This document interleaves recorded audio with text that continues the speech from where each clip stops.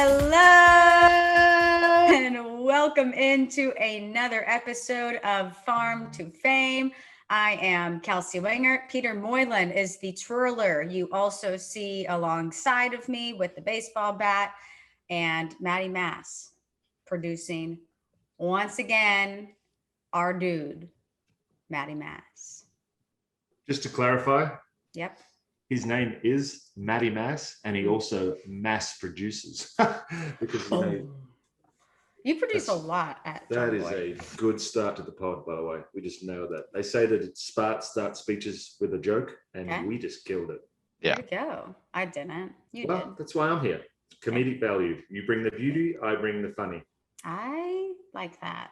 And I click record. And you push the buttons. That's all you do. You don't run all of the social medias, edit all of the shows. Kelsey, don't let everyone know we don't do anything else but this. Sorry. This was a fun week, you guys, because minor league season got started. That time. Holy smokes.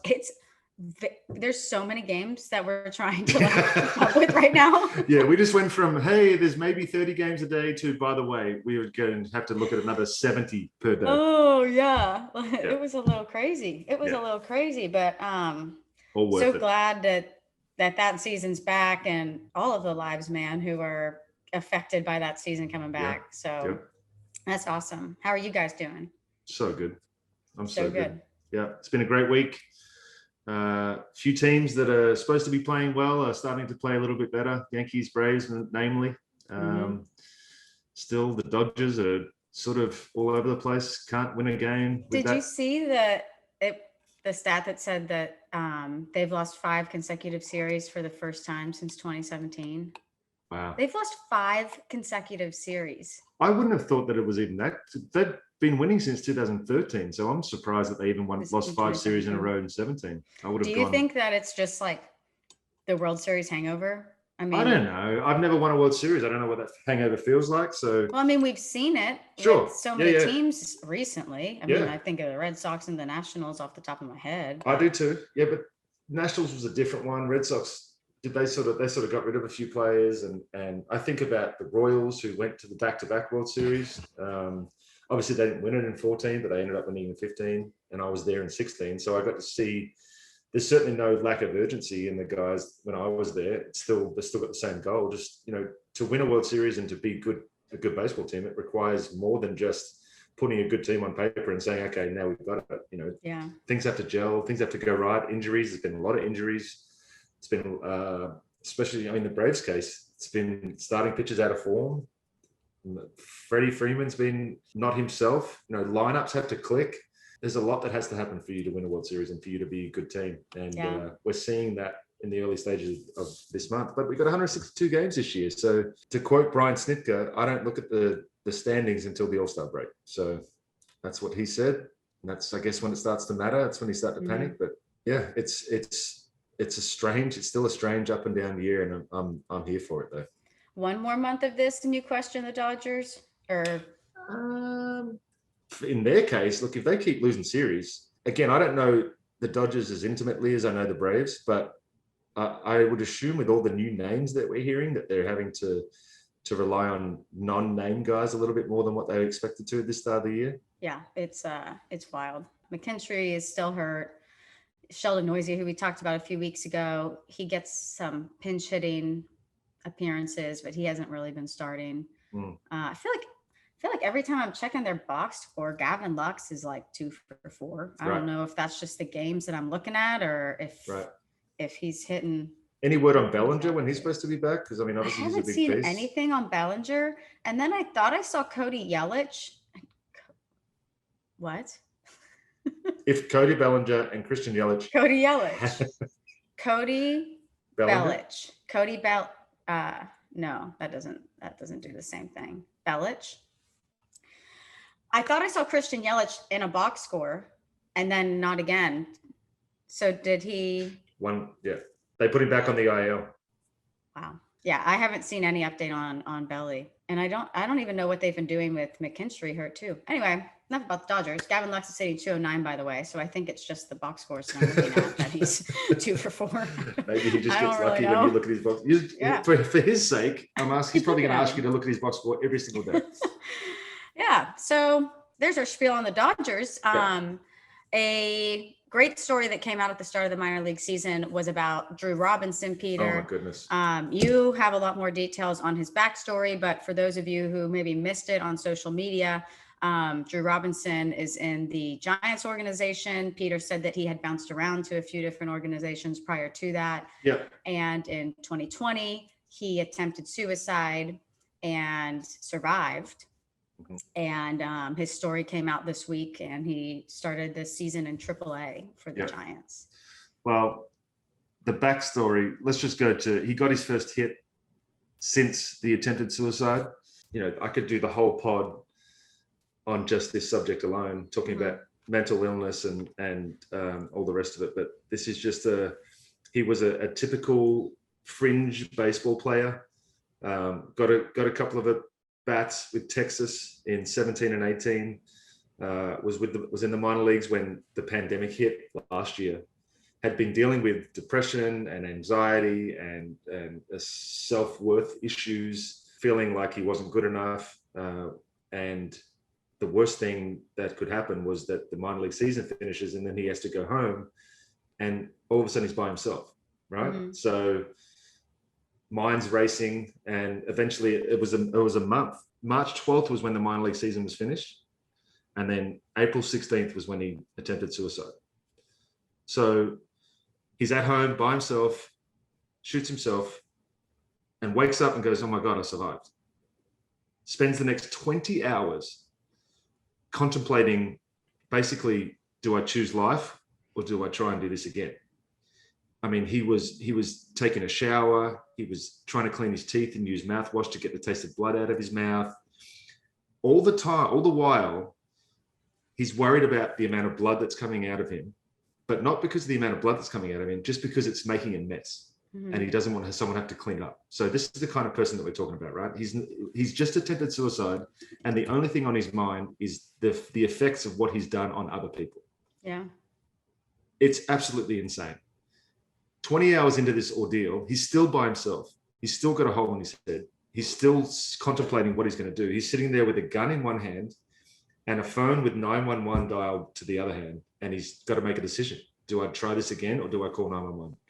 Obviously, thankful for all of us in this story, he just chose to call 911. He goes to hospital, and he wasn't in hospital that long. He was only in there for a few days.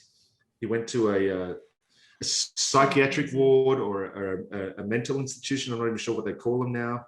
And 17 days after he attempted suicide, he was back at home. And from that point on, he's basically used that platform.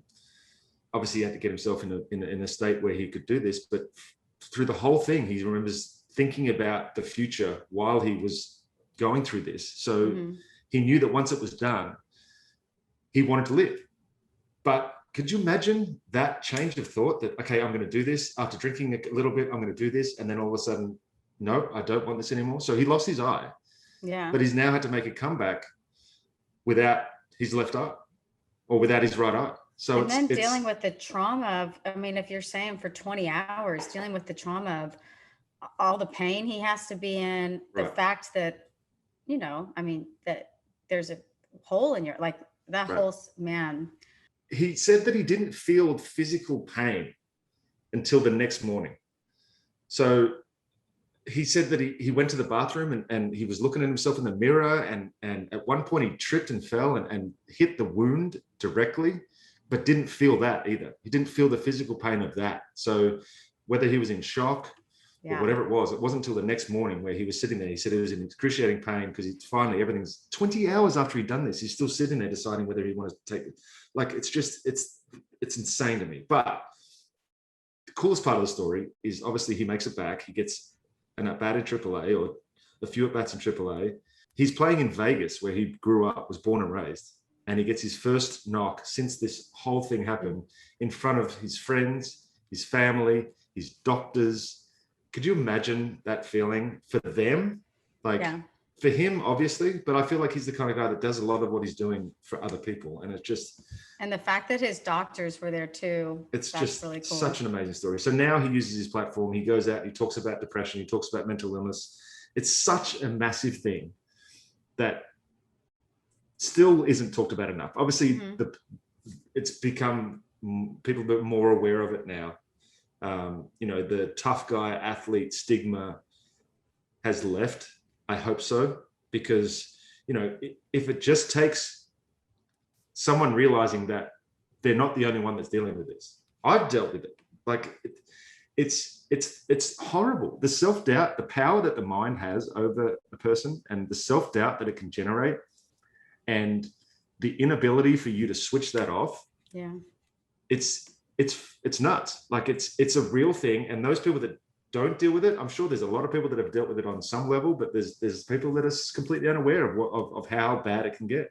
And they're lucky, but they also probably don't understand that it's the doubt that can creep into your head is real, and the effects of it is just as real. I mean, especially in baseball, because baseball is like a game of failure. I mean, essentially, it's especially, it's just such a mental game. I remember Rob Whalen. I don't think you would have played with Rob. He was with the Braves in either like 16 or 17. He was a reliever. Yeah. And he had a bunch of mental health issues and has spoken very publicly about it since. And he took a year off of baseball. And he's been very vocal, but so awesome that Drew Robinson is back. Yeah. And I wish him all the best. And I know obviously this has been his dream and he's doing this at the moment, but whatever happens in baseball, he's going to go on and do amazing things because of the attitude and the experience and being able to talk about something like that. I think that his life after baseball is just going to be incredible. And I'm excited to see what happens. I'm excited to see. Whew. Yeah, exactly. That's how I felt, going through all this and reading it and looking at every interview I could find on him. And it's such an incredible person, and just the ordeal for him and his family to go through and to come back at the other end of it. It's really impressive. Yeah. So again, Drew Robinson is in the Giants organization. He's in AAA if you want to keep up with him. Piggybacking off of minor league is with the season just started. I'm sorry, Did I mess that sentence up a lot? No, it was perfect.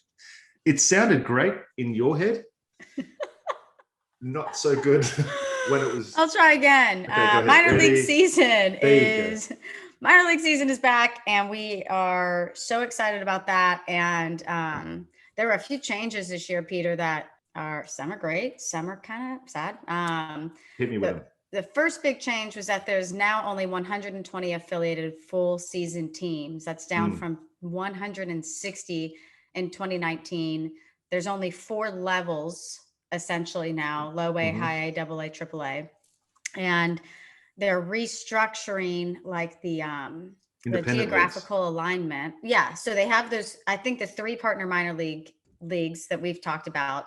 And then they've restructured the geographical alignment to help with minor league travel. Perfect.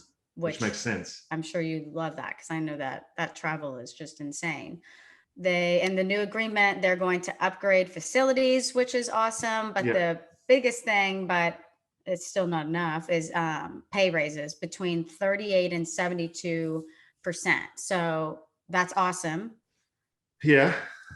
It probably for instance, the weekly salary in rookie and short season went from $290 a week to $400 a week, $290 a week. And that's the same in single A. Kels, let me just tell you something real quick. When I was in rookie ball in 1996, we would get $850 a month was our paycheck. Jeez. Before taxes. Then out of that came money for your hotel, money for food. So I would get a check every 2 weeks for $123. And that's what we had to live on. And you hear so many guys that have to work other jobs in the off season. They all have to. If you're in the minor leagues and you didn't get a signing bonus, like I signed for 20 grand. 20 grand was a lot of money when I was 17 years old. But once they take the taxes out, you get 13. And then once you've got $13,000 and you're surviving on $120 a week or $120 every 2 weeks, that signing bonus is gone after your first year. So you get home, it's the off season. You're like, okay, I've got to train. but I've got to also live. So I didn't have the benefit of being able to live with my parents. So I had to go out and wash cars and like do whatever I could to make money while also trying to be a minor leaguer. So they talk about living wage and they're playing a game. People rip on minor league baseball players. Oh, you're just playing a game. It's not a game. It's a business. And we are employees and we should be paid as if we're businesses or employees. It's brutal. Yeah. So AAA, they were making $502 a week, and now it's up to $700. So what's 700 times 26? $18,200. That's crazy. As a AAA, people have families now. Granted, once you've got through the 7 years and you're assigned a minor league free agent, you can start making more money. 7 years, though. That's 7 years. You got how many guys will stick it out for that long? You know. I mean, most people will try, but you know, if you have a family or your wife's like, listen, I love you, but it ain't gonna happen. Yeah.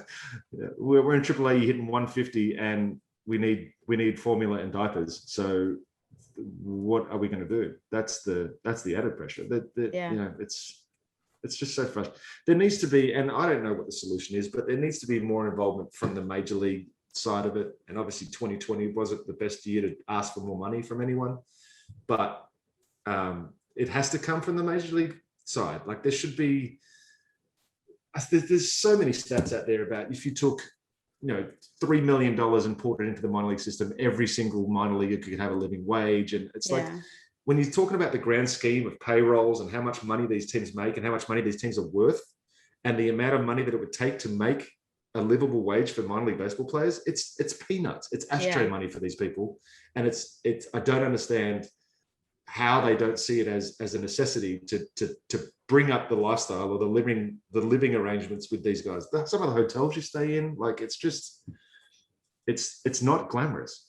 And you know, especially for me, when I was telling people that I'd signed with the Minnesota Twins in Australia, their mindset is, oh my goodness, you're an instant millionaire, you know, you've made it. Whereas that's not the truth. That's not the truth for 99% of the people that actually sign a contract.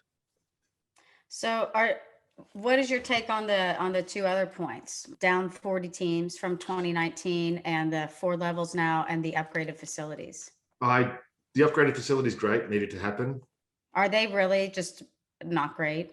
I mean, I guess dependent on the, you know, where you are, but again, I went from rookie ball to AAA. So I saw rookie ball where it was you jump in a van and you drive 2 hours, you play in a uniform and you come back and you drive 2 hours and you shower at your own stadium.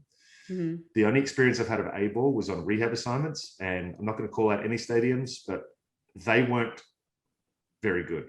Yeah. Rome Brave Stadium is amazing. Certain road stadiums and road clubhouses are basically rat-infested shitholes, and it's the more the food that gets supplied.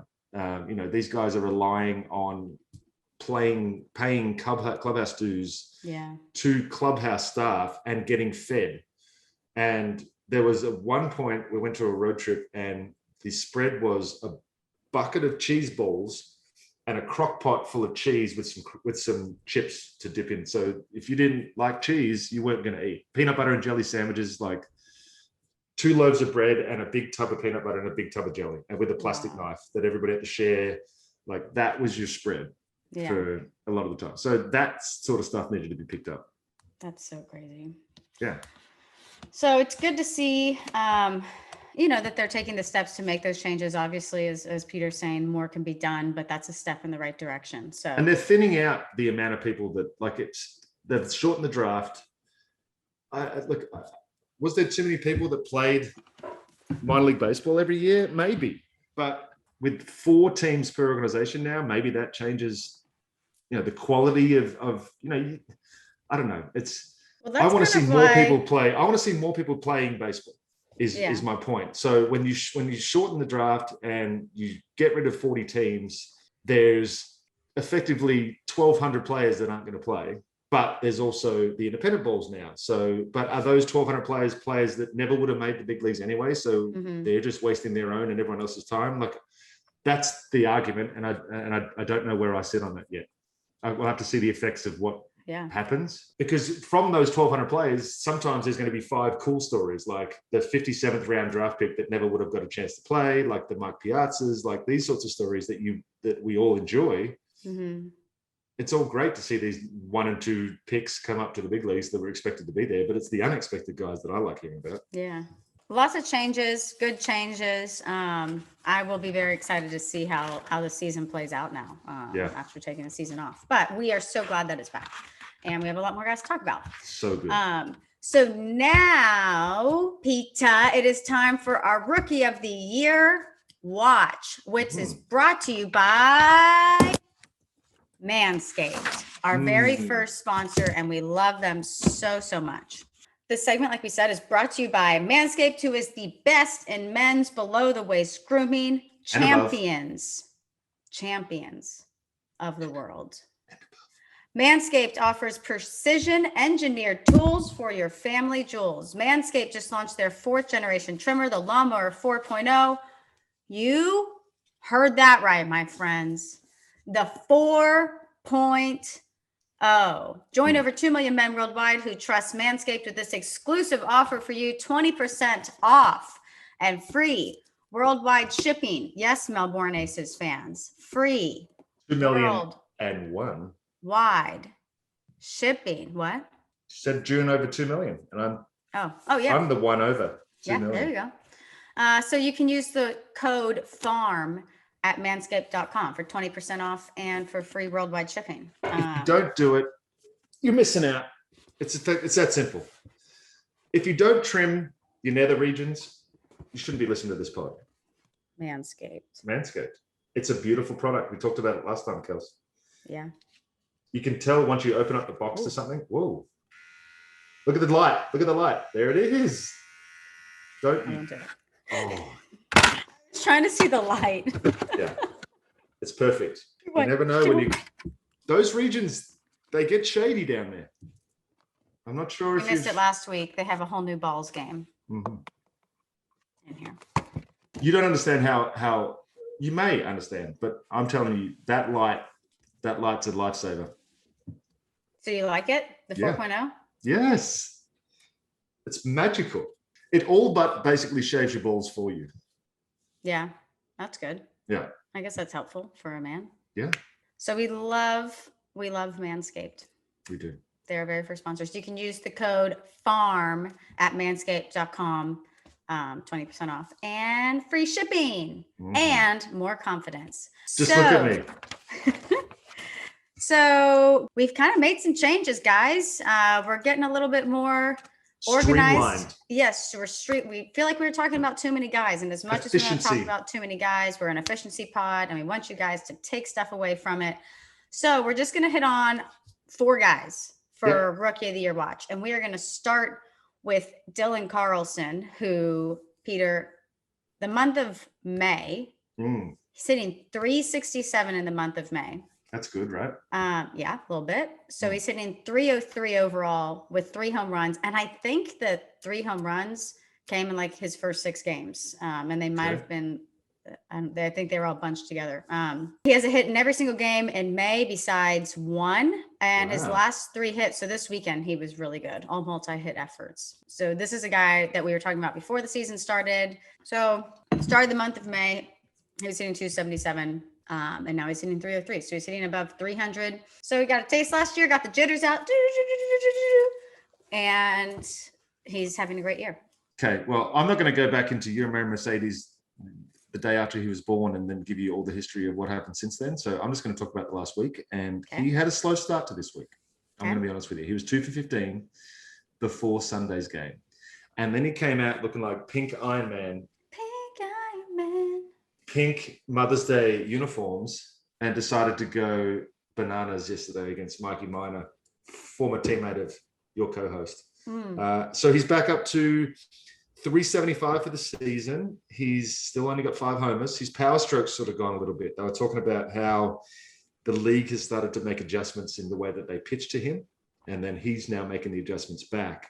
I think the word they used was he's let the power stroke go back a little bit. He's just trying to make more contact this week because obviously you get the habit of thinking that every time you go up there, you're going to go deep. But he has never really been known as that power. He's been a big guy, but he hasn't had a lot of power numbers. So that was a bit of a surprise to start this year for him. But I always liked his two-strike approach, where he seemed like he'd get a lot wider in the box and just flick his hands out. I think we talked about this before. But yeah, I think he's taken that more of a two-strike approach into the week once you start to struggle a little bit. So Yermin is still very much well and truly on the Rookie of the Year watch, and will continue to get knocks. And the White Sox are streaking right now too. So well, you mentioned that he went off yesterday. His first hit was an RBI triple in the second inning, which is really fun. Really fun. Love when big guys run. And that tied the game up. And then in the third inning, 2-run double, and he ended up at third. So, I mean, they were like two exciting hits yesterday. RBI triple and an RBI double, 2-run double. Would you say he's back after a slow week? So this is... He just has to wear pink every game, man. Yeah, those are the rules. Wait till you see how many guys keep using pink bats after their days yesterday. If you have a good day with a pink bat, this pink bat carries on for weeks. Really? Oh, yeah. That's great.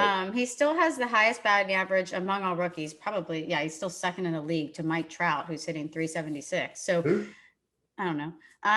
So even after a really slow start to May, he's still hitting 373. So he kind of came out of nowhere, and we love him. And I would love to try his cheeseburger. Another guy, Trevor Rogers for the Marlins, the fish poo pitch. He only made one start this week, though. But he's been so dang good this season that we're still going to talk about him. His next start's going to be the day that this episode comes out, on Wednesday. Yep. Peter. Yeah. 189. His 189 ERA is third in the NL. Yeah. And he's struck out at least 6 guys in each game. So his season high is 10. And just like people are making adjustments to Yermin Mercedes, you would think that by this point, hitters would have enough video to be able to see what Rogers has got and make adjustments, but he still continues to do it. And, big lefty, we've talked about his stuff before, mid to high 90s fastball and pretty good secondary stuff. And his velo jumped this year. In 2020, he was at about 93.6 miles per hour is what I read in an athletic article. In 2021, his velo has jumped up 2 to 3 miles per hour, 189 ERA, which is third in the NL, and 7 starts this season. And Peter, he's thrown the second most innings for a rookie, second to Ian Anderson.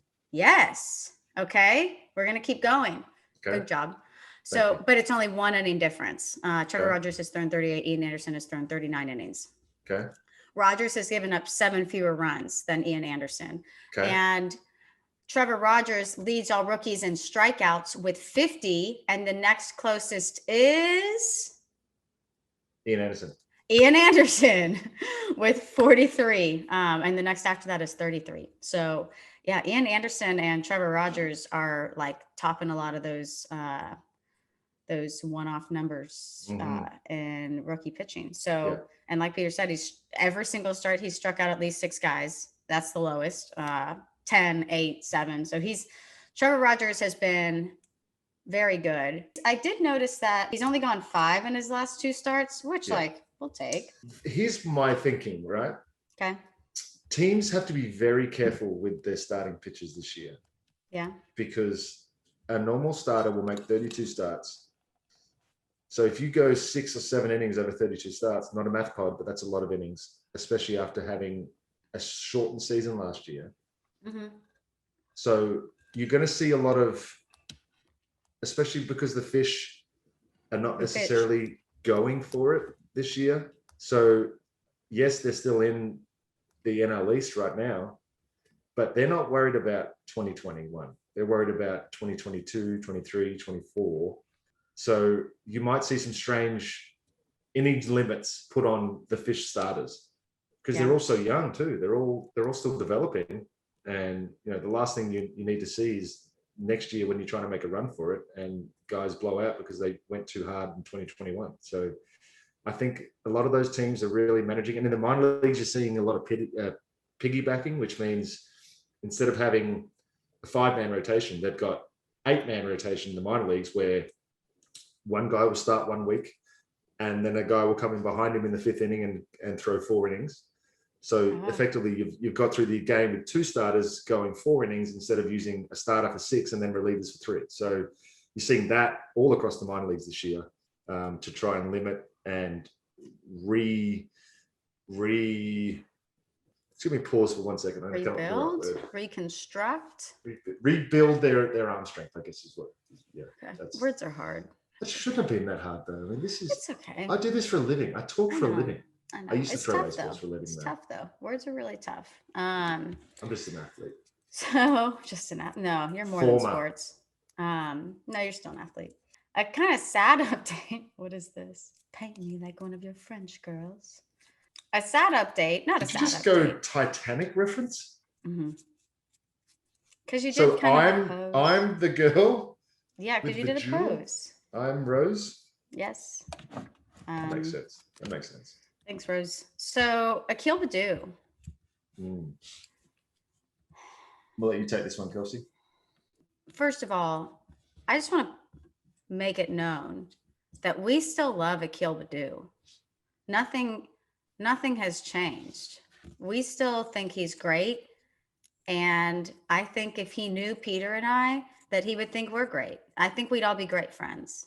But our dear friend has had a really, really rough start to the month of May. He only has 1 hit in 6 games. So he's hitting 0.71 in the month of May. His overall average for the season, 195, 4 home runs, 14 RBI. He ended up not starting on Saturday. He was left out of the lineup on Saturday. Over his last 15 games, he's hitting 116 with a 46% strikeout rate, which is tough. Obviously, we hope that he can find it. And we talk about regularly on this podcast that the adjustments that hitters and pitchers both have to make when they come into the league and when people figure them out, when they figure someone out. And it's nonstop chess match. And this is what makes baseball so much fun. If it was automatic, it would be boring. Yeah. The slumps is what makes it interesting. So get in your time machine. Okay. I'm in. We are on May 17th of 2021. We're a week from today. Okay. If Akil Baddoo gets under 3 hits this week, are we still talking about him in our Rookie of the Year watch? I would have to say that we will still be talking about him maybe as a group. I don't know if he would make it onto the podcast because I don't think that's Rookie of the Year watch warranted numbers. And until he can pick it up, then he's not going to be in the same company as Rogers or the rest of the guys or Carlson or Mercedes or any of those guys that we talk about, because yes, it can take a good 4 months and you're back, but we'll talk about him for the 4 months when he's good.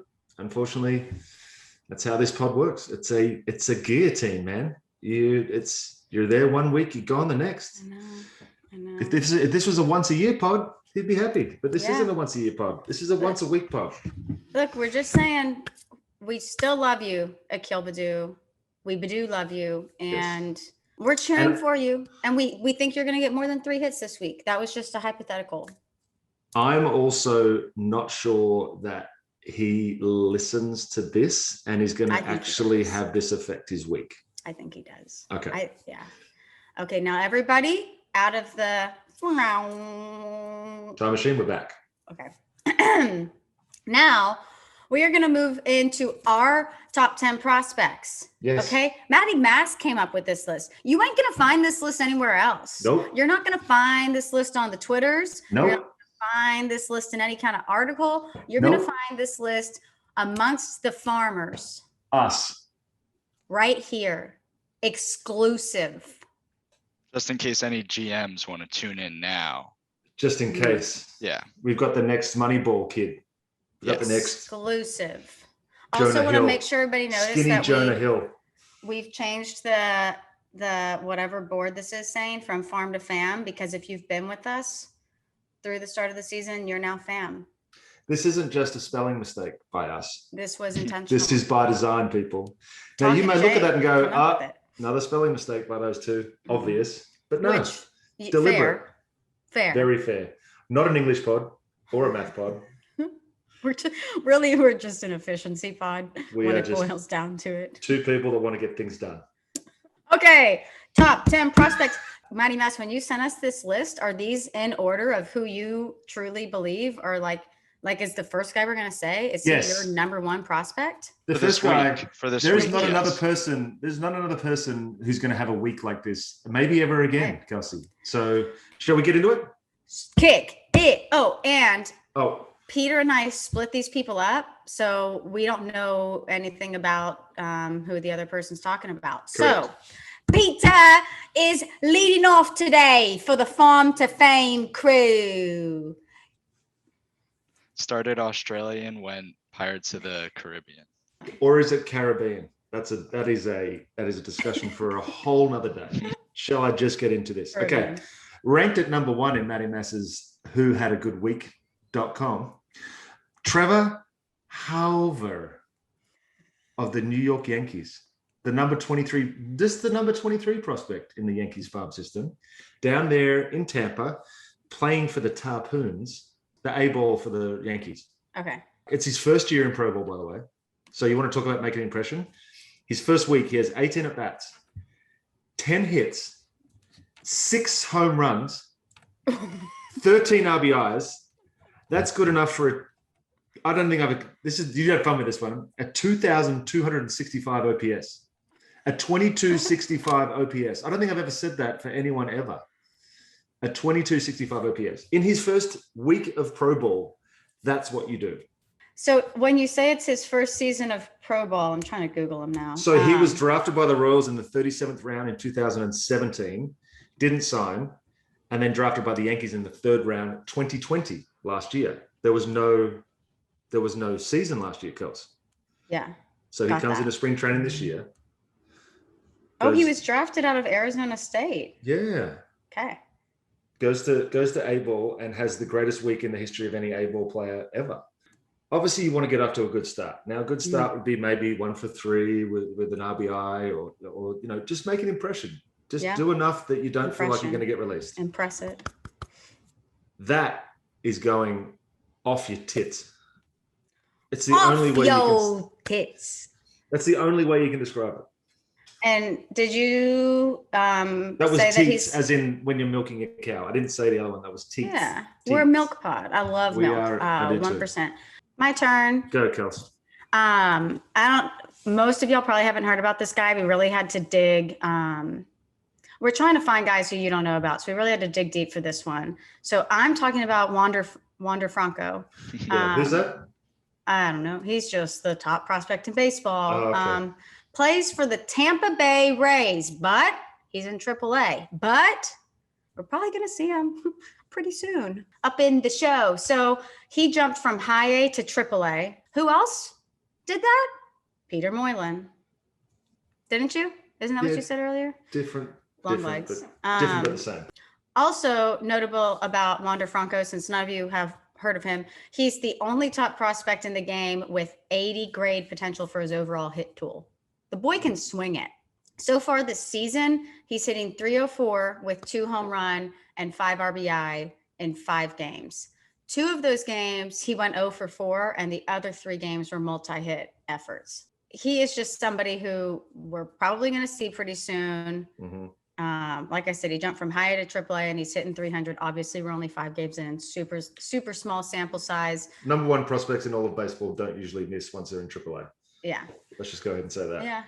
He's a switch hitting shortstop, but they had him play second base in one of the games this week. So I think they're just trying to find a way to fit him into the big league. Give him the quickest path up, especially if he keeps hitting like his home. He hit a home run on Saturday, and it was crushed. Yeah, I mean, crushed.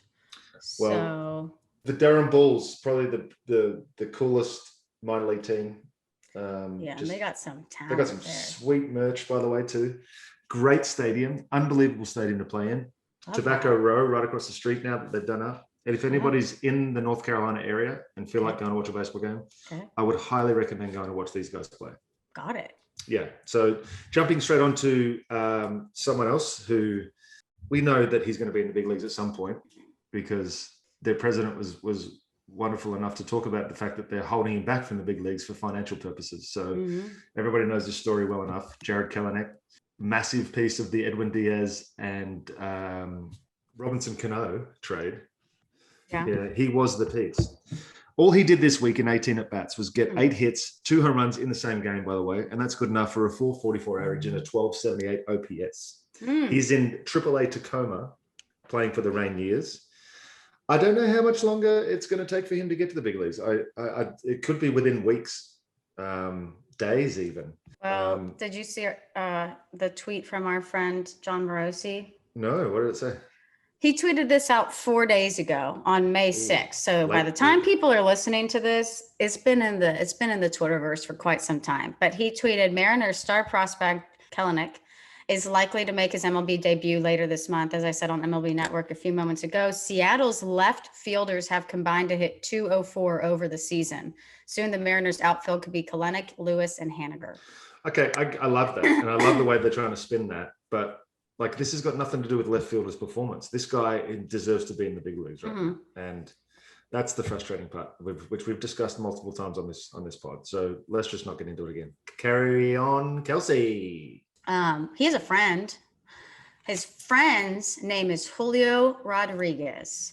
So Kelenic is the Mariners' #1 prospect.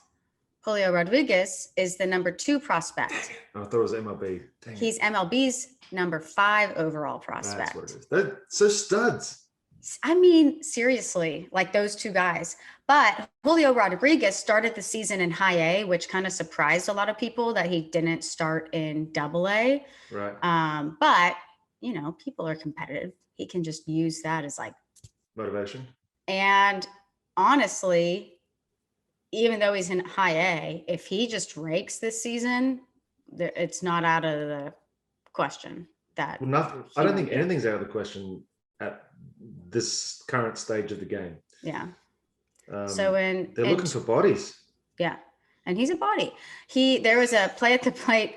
So on Sunday, he hit an RBI single in the 10th to give his team the league, and then he came across to score for an insurance run, and they ended up winning the game 8-6. But when he slid into home, he was a little shaken up and doubled over, and it like scared some people. But then he like put on his Instagram story, he just had a cut like on his forehead, and he seems to be totally fine. So that's great. He was 2 for 5 with a triple, a run, an RBI, and 2 stolen bases.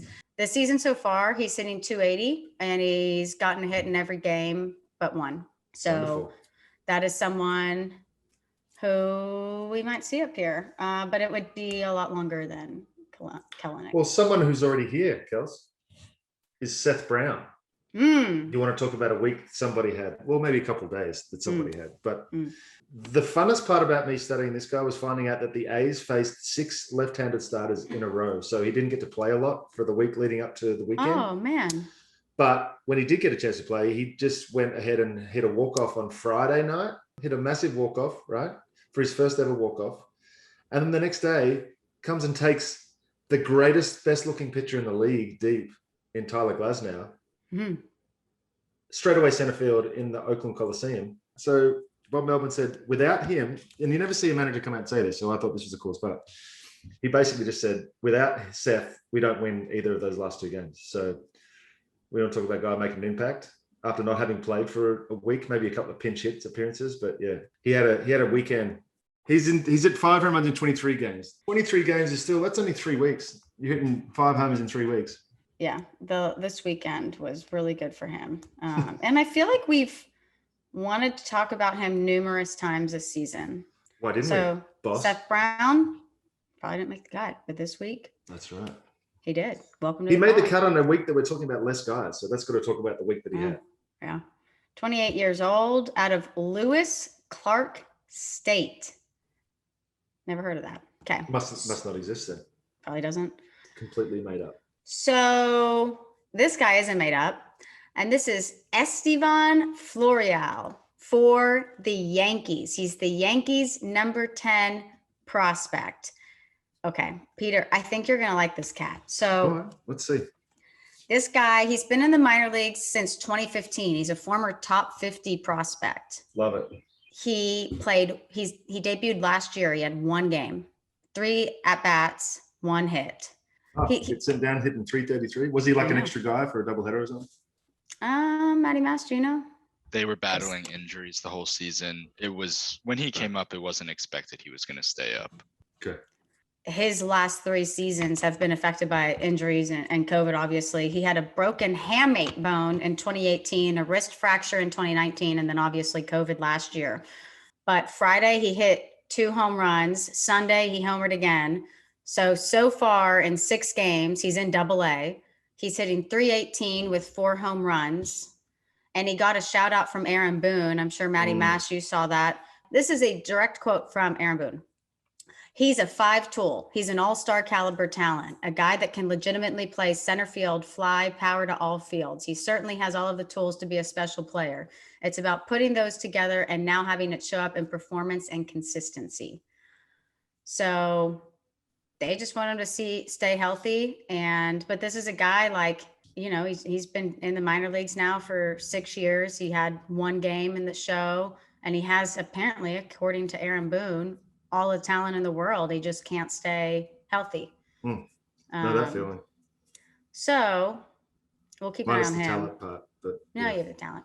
So he got off to a really hot start this season. He's down there in AA. We'll keep tabs on him. Your Very turn. Good. Okay. Another one down in AAA. Jarren Duran, center fielder, number 3 prospect in the Reds and Sox organization, number 97 prospect on MiLB.com. Was pretty terrible, honestly. Went 0 for 11 to start the season, thinking, oh my God, my season's going to be over. This is the opposite of the first impression. But in back-to-back games, went 3 for 4 and 3 for 5, including his first home run. And he scored from first base on a base hit to left field. I'm not sure if you saw the video. I'm sure that Mass is going to put it up right here, somewhere there, right there. All hustle, straight hustle, went first to third on it originally, made him make a bad throw, gets up, sprints. So going first to third on a base hit to left field is good enough. Mm-hmm.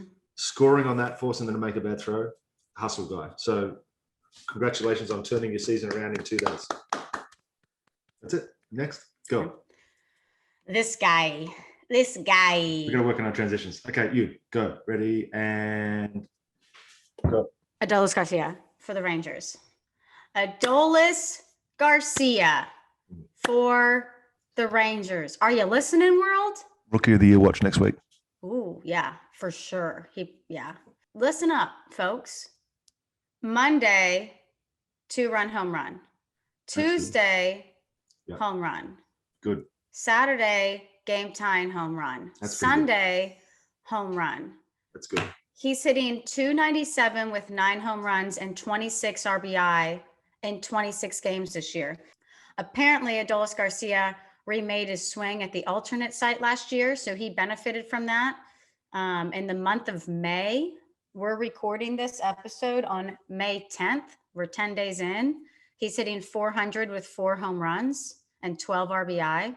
And he's just been clutch. And he extended his hit streak to 8 games on Sunday. So he's an 8-game hit streak going on. Amazing. But that stadium exploded. It was a 3-run shot in the 5th. And first of all, that stadium looks sick and I want to go so bad. But the stadium got so hype. And Adolis Garcia should definitely be in our Rookie of the Year watch. He's killing it. Mm-hmm. He's killing it. Well, speaking of hit streaks, Huascar Ynoa is currently on a 4-game. Sorry, Huascar Ynoa, the starting pitcher for my Atlanta Braves, is currently in the middle of a 4-game hit streak himself, including 2 home runs and a grand slam. Yeah. That's just what he's doing with the bat, guys. Pitching. On Tuesday in DC, went 7 innings, no earned runs. That's where he hit his grand slam. Off Tanner Rainey, by the way, who's not throwing 71 miles an hour up there. Yeah. And then Sunday against the Phillies, yesterday, 6 innings, 1 run, and a base hit to keep that hit streak alive. What he's done for this Braves team, with the lack of Max Fried getting hurt and Soroka still on the DL and Charlie Morton having his issues, what he's been able to do has really helped the Braves even stay within cooee of the division lead. And now that they've swept Philly or took 2 out of 3 from Philly, you know, that race has just tightened up even more. So Huascar Ynoa, shout out to you, buddy. Great week. Unbelievable week. What do you think's going to happen when Soroka comes back? Has Ynoa, who's first out of the rotation? Not that we're thinking about Soroka quite yet. But they kind of implied. It'll be Smiley, even though they spent 11 million. If Huascar's doing what he's doing, there's no way you can take him out of the rotation. I don't care how much they kind of implied maybe he goes to the bullpen. And I was like. First of all, Soroka's got to come back. Second of all, you got to start having the other guys around him do more than what they're doing currently. I mean, besides Ian Anderson, who we've spoken about, it hasn't been exactly stellar for the rotation. So to take the only guy that's having some success on a consistent basis out makes no sense. Yeah. Sorry, whoever said that, but I disagree. Disagree. And that's okay. We can have disagreements. Yeah, we can. We don't have to be on the same page for everything. We're all adults here. And if you can convince me otherwise, I will listen to your argument. Carry on. Okay. CJ Abrams. Talk to me about him. Doesn't he write Lost? That's JJ Abrams. I'll tell you, that would be a tough transition to be this multi-billionaire who's created so many good TV shows. Yeah. And now you're in the minor leagues. Yeah.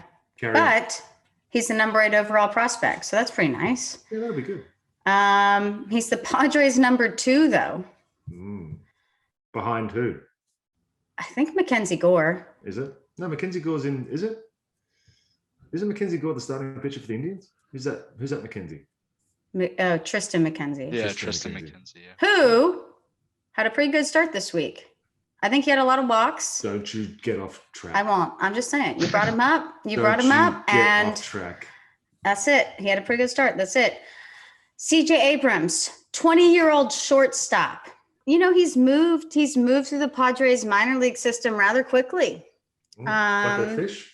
He was drafted 6th overall in 2019 out of high school, and he is in AA to start the year. That's pretty good. So far, he's hitting 320. So he is known for his 80 grade speed, which we love. We love speed on the bases. No other kind of speed. So he started the season in AA, and he's impressing. And I guess the questions around him is, obviously the Padres have a dude. They have a guy locked up at short. So we could definitely see CJ Abrams at second or in center or somewhere with Tatis locked up. Who knows? So that was our top 10, by the way. Yeah, that's it. Top 10 weekly performances brought to you by Matty Mass and the Farm to Fan. Loved that. If you disagree, let us know. Comment who should have made the top 10. If you disagree, you're wrong. Well, obviously. Tell us. So what do you want to talk about MLB wise? I want to talk about some quick injuries really quick. That's right. Yeah, you do.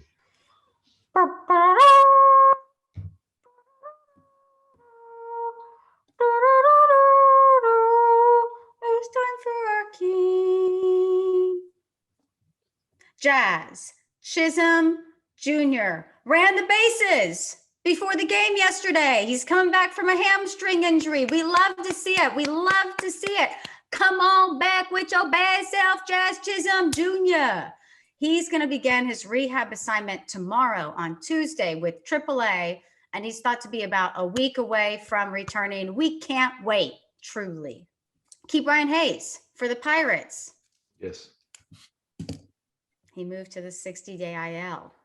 But they're saying that there was no setback. There was nothing to what time? To the injury. To the first day of the year? He would be eligible to come back on June 3rd. Okay.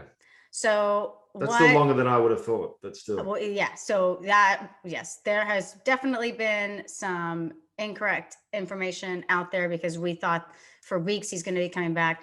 But the Pirates GM, Ben Cherington, said that they started mapping out his return to play. And when you factor in rehab games and the progression, whatever it may be, that it had him getting back in the first week of June. So in order to create room on their 40-man roster, because they had some other injuries and they had to bring somebody up, they moved into the 60-day IL.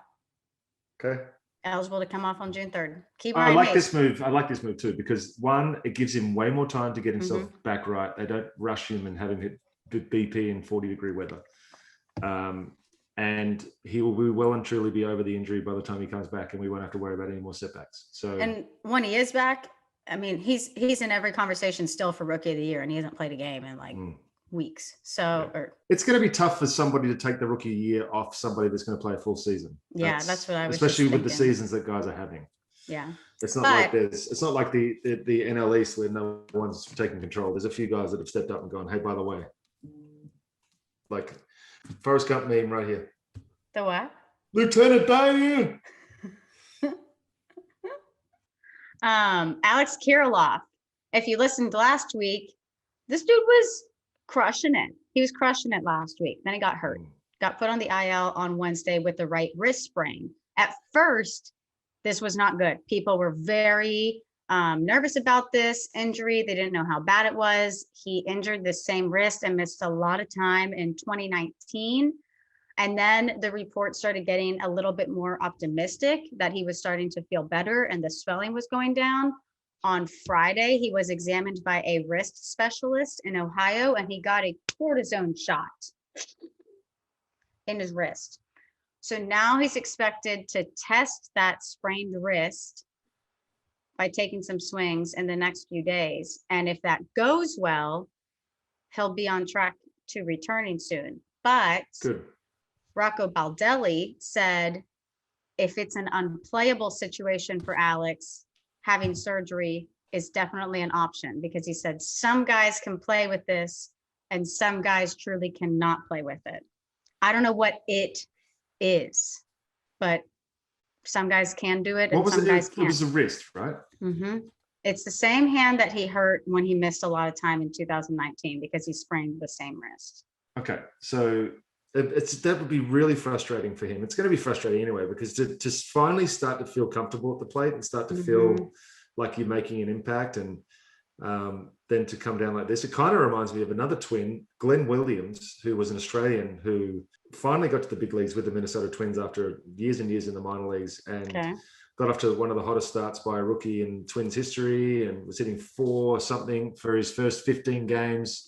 And then just simple thing, I think he was diving back into first base and he hurt his wrist or shoulder or something, and then he was never able to really get back. So, you know, it's this game, and the opportunities you get can be so fleeting. Yeah.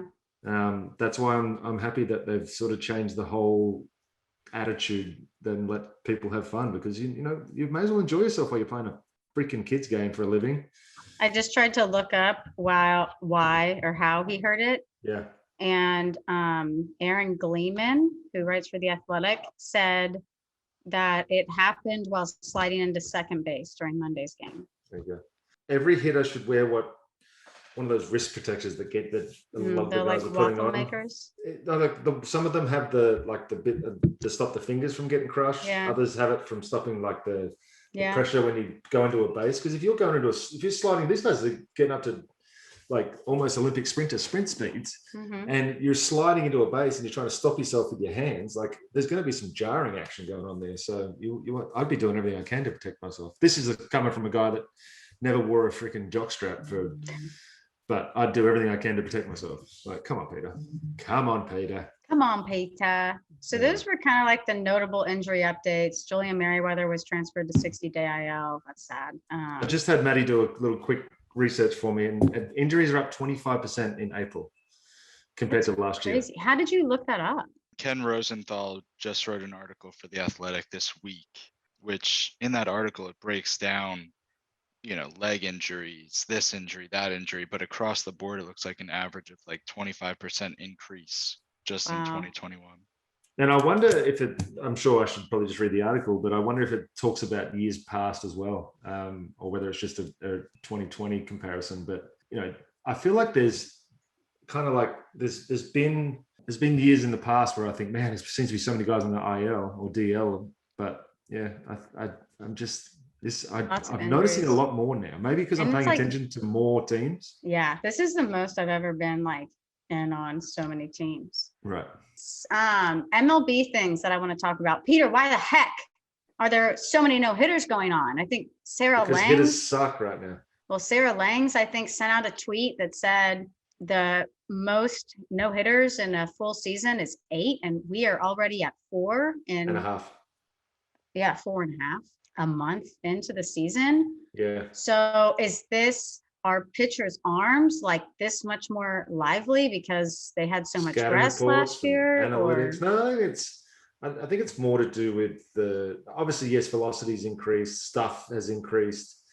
Everything's sort of at a maximum right now.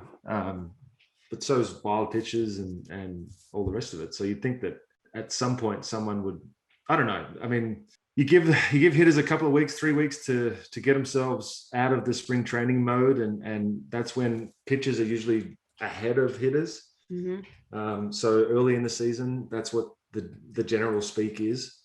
But I just think it's just the focus has been taken off contact. So swinging and missing isn't as big a deal. We talk about that on a regular basis. So I just think that guys just trying to put the ball in play doesn't happen anymore. So you're going to see more guys flying out to the fences. Matty, you mentioned that that there's been a 16%. Is that what it was? 16% decrease in the amount of home runs when you hit a ball with the perfect launch angle and the perfect exit velo. So balls are traveling 16% less. The balls could have an effect. There's just so many things that go into it, man. Before you'd get every reliever in a room sitting around, and you go over each guy individually and basically give a game plan as a group how we're going to attack the hitter. Whereas I feel like now it's broken down to such a minute detail where you would go, okay, well, this is how you're going to pitch him Shane Green, or this is how you're going to pitch him Will Smith, or this is how you're going to pitch him Aroldis Chapman, which basically just throw it wherever you want because you're disgusting. But yeah, I think it's so specific now that it's really tough to be a hitter, and hitting's hard in the first place. Hitting has been hard. You're hitting a round ball with a round bat with guys throwing at 95 miles an hour. Yeah. And they've got other stuff that moves and darts all over the place. So hitting is one of the most impressive things that you can do. There's been more blowouts this year too. There's been more pitches, position players pitching. Yeah. It's like there's extremes going on. There's either really, really good pitching performances or absolutely horseshit ones. It's a wild year. Yeah. Wild year. But yeah, no hitters are up. And the other big news this week, Albert Pujols getting DFA'd by the Angels. That's got to be a tough conversation. Well, I don't know if you saw the USA Today article that came out, but it apparently was not pretty. Right. I guess there were some arguments and the league reactions. Mike Trout saying he cried at his locker. Nolan Arenado, I don't know if y'all saw his post-game presser, and when like everybody was done asking questions and he was dismissed, he was like, "Can I say something?" And he was like, "Albert Pujols, I love you. I hope that you get to go out the right way. I really hope that you get to see this because you're my favorite player." And just gave him like a really nice shout out. So Right. yeah, that was surprising when they DFA'd. Right. So that's beautiful and lovely, and that's all flowery and he is. Flowers. There's no doubting what he's done in his career has been monumental. I've faced him a couple of times. It's not a fun at bat.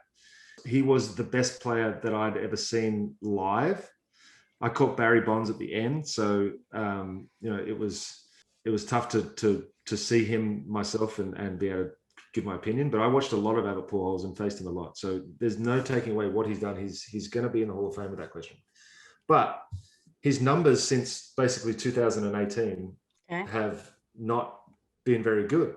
So we talk about wanting to see Mike Trout and all the best players in the world in the playoffs. Well, the best chance for the Angels to get to the playoffs is without Albert Pujols in that lineup. And that's no disrespect to him at all. That's just the fact. Like, he's going to hit the occasional home run. Great. He's going to get on base when he doesn't hit a home run. And he's a fridge. He can't move anywhere near like he used to. So you get someone behind him you've got to wait for the tram to go to get out of the way before you can even start running. So look, Perry Manaison over at the Angels, I can't imagine how hard that was for you, but I honestly think that it's probably the right decision if they want to have any chance. Yeah, and I mean, Kelsey, you said it earlier with all of the accolades, but if you just look at the accolade breakdown between St. Louis up until 2011 and then the switch in 2012 to the Angels, all 3 MVPs in St. Louis, obviously, and 9 out of the 10 All-Stars in St. Louis. Signed a 10-year, $240 million deal. Yeah. Oh my gosh. You look at, I always have like this page up of stats, and he has 10,925 career Doesn't bats. it? Like, I've you look at his never baseball seen, reference page. Look at his baseball reference page. It's insanity. I've never Like, seen. from the minute he got into the league, the awards page just blows up. Yeah. I haven't seen like too many valid rumors about where he's going to land. St. Louis, they said St. Louis is going to sign him, let him retire as a Cardinal. How does that make the Angels feel? Like, he did all his best work with the Cardinals. He came and played 9 years with Angels and really wasn't able to accomplish much more except for chasing down a few people on the leaderboards of records. And then he goes and signs back with the Cardinals and well, that USA Today article was saying how he had said that if and when he got into the Hall of Fame, they were like, he probably wouldn't pick a team, but they were like, after this fallout with the Angels, he's definitely going to wear a Cardinals hat. Yeah. So our best to Albert Pujols will be interesting to see where he lands. Peter, do you have any MLB notes? I just thought it was pretty cool to see the Gurriel brothers. And the mom with the split jersey. Yeah. So I thought that was pretty cool. The Bravos comeback the other night was really cool. You know what I think turned the Braves season around? I'm trying to think, because I don't want to just be like, what is it? It has to do with some of your friends. Okay, go ahead.